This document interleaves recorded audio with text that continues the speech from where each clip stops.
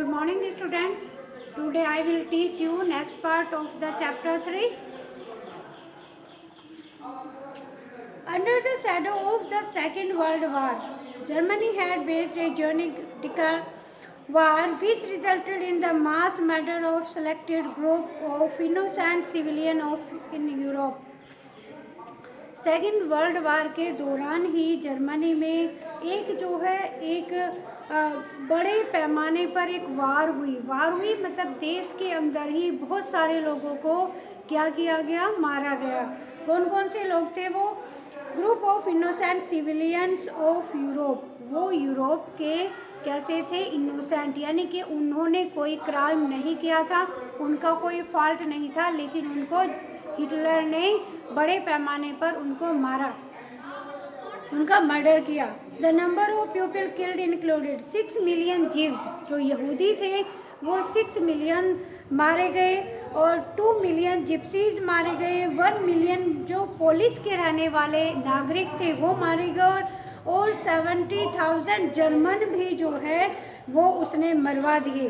Who were considered mentally and physically disabled.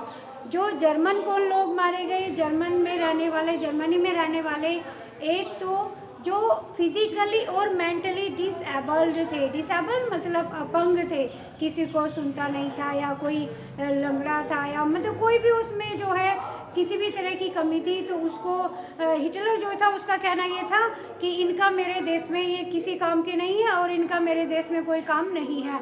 इसीलिए उसने बहुत सारे ऐसे लोगों को मरवाया, और जीव्स और जिप्सीज जो थे उनको वो बिल्कुल पसंद नहीं करता था, उनको भी उसने बड़े पैमाने पर मरवा दिया। और भी जो पोलिस के रहने वाले जो नागरिक थे उनको भी उसने एक बड़े पैमाने पर उनको मतलब हत्या उनकी करवा दी। उनको ले जा कर के वो एक चैम्बर्स होते थे, गैस चैम्बर, और वहाँ ले जा कर के गैस जो है वो छोड़ दी जाती थी, और उनको जो है लोगों को वहाँ पर मार दिया जाता था। Nazis deceived an unprecedented means of killing people, that is the gassing them in the various killing centers like Auschwitz. The Nuremberg tribunal sentenced only 11 leading Nazis to death. और इनको मैंने आपको भी बताया कि इनको गैस चैम्बर में ले जाते थे और वहाँ उनको ये मृत्युदंड दे देते थे, यानी कि उनको मार देते थे। Everyone came to feel that the rise of Nazi Germany could be partly traced back to the German experience at the end of the First World War. अब प्रत्येक जो जर्मन के जो रहने वाले लोग थे वो ये सोचते थे कि जो जर्मन के साथ जो बुरा बर्ताव हुआ, जर्मनी के साथ में जो दुर्व्यवहार हुआ फर्स्ट वर्ल्ड वार के बाद, इसीलिए जो है हिटलर इस तरह का वर्क वहाँ पर कर रहा है। फिर नेक्स्ट आपका टॉपिक है birth of empire republic. Birth of empire republic. Germany, a powerful empire in the early years of 20th century, fought the First World War. अब ये पीछे से जो है जा रहा है कि उसने इतने सारे लोगों को क्यों मरवाया, मतलब क्या कारण था, जर्मनी की स्थिति क्या थी, वहाँ पर किस तरह की कंडीशंस थी, वो ही जो है अब पीछे से इसमें समझाया जा रहा है।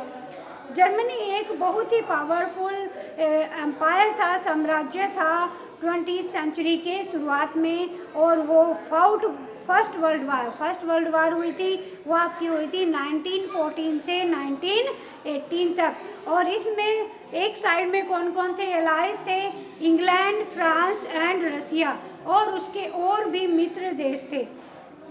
All joined the war enthusiastically hoping to gain from a quick victory. और दूसरी तरफ कौन था? दूसरी तरफ था जर्मनी। और ये सभी जो है इस आस में और भी लोगों ने इस फर्स्ट वर्ल्ड वार में जो है पार्टिसिपेट किया, इसलिए ताकि जो वर्ल्ड वार है उन्होंने ये सोचा कि वो जल्दी ही ख़त्म हो जाएगी, लेकिन ऐसा नहीं हुआ। Germany made initial gains by occupying France and Belgium. शुरुआत में जब वर्ल्ड वार हुआ तो शुरुआत में जर्मनी को जो है जर्मनी जीत रहा था, उसने फ्रांस और बेल्जियम के कुछ पार्ट जो है ऑक्यूपाई कर लिए थे। However the allies stand by the US army entry in 1917, और जो दूसरी थे अलाइज जो थे वो क्या कर रहे थे, अलाइज हार रहे थे, जर्मनी जीत रहा था शुरुआत में। लेकिन जैसे ही यूएस यानी कि अमेरिका ने 1917 में एंट्री ली वर्ल्ड वार में, उसके बाद से ही जर्मनी जो है वो हारने लगा और अलाइज की जीत उसमें हो गई। और defeating Germany and the central power in November 1918, और 1918 में जर्मनी जो था वो पूर्ण रूप से क्या हो गया, इसमें हार गया। अब हार के बाद क्या होता है बच्चों, imperial Germany and the abdicate of the emperor give the opportunity to parliament parties to recast German polity. National Assembly met the Weimar and established a democratic institution with a federal structure. Deputies were now elected to German Parliament or Reichstag on the basis of equal and universal vote cast by all adults including women. अब यहाँ पर जो है उस समय क्या था, जो राजा था उस समय पर उसने अब उसके बाद हार के बाद जब ऑक्यूपाई हो गया ये, तो उसके बाद जो है जर्मनी में पार्लियामेंट्री जो है स्ट्रक्चर चल पड़ा, यानी कि संसद वहाँ पर चलने लगी और इक्वल वोट के, यूनिवर्सल और इक्वल वोट के आधार पर वहाँ पर इलेक्शन हुए और वहाँ पर पार्लियामेंट जो है संसद बनी। This republic, however, was not received well by its own people, largely because of the items it was forced to accept after Germany's defeat at the end of First World War. हालांकि इस सब से जो Germany के रहने वाले जो लोग थे वो सब जो है खुश नहीं थे, सभी जो है मतलब इस चीज़ को एक जो है अच्छी तरह से नहीं ले रहे थे। The peace treaty at Versailles with the allies was a harsh and humiliating pieces. अब क्या होता है, जर्मनी की हार के बाद जो एलाइज है वो जर्मनी को एक पीस ट्रीटी के लिए बाध्य करता है, यानी कि एक संधि की जाती है और उस संधि में जर्मनी को जो है अपना काफ़ी एरिया जो है वो एलाइज को देना पड़ता है। 13% ऑफ इट्स टेरिटरी, 13% जो है उसके क्षेत्र उसको देने पड़े। 75% इसके आयरन के जो भंडार थे वो उसको अलाइज जो कंट्रीज थी उनको देने पड़े। 26% कोयल के जो उनके भंडार थे वो देने पड़े उसको, फ्रांस और पोलैंड को, डेनमार्क को, लुथेनिया को। The allied power demilitarised Germany to weaken its power. अब ये जो अलाइज पावर थी यानी कि ब्रिटेन, फ्रांस और रसिया जो थे, ये जर्मनी को एक तरह से मतलब वीक करना चाहते थे।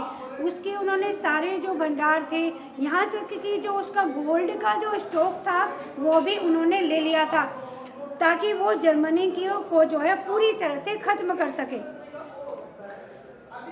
जर्मनी वाज फोर्स्ड टू पे कंपनसेशन अमाउंटिंग ऑफ 6 बिलियन, और जर्मनी के ऊपर जो है जुर्माना भी लगाया गया 6 बिलियन का।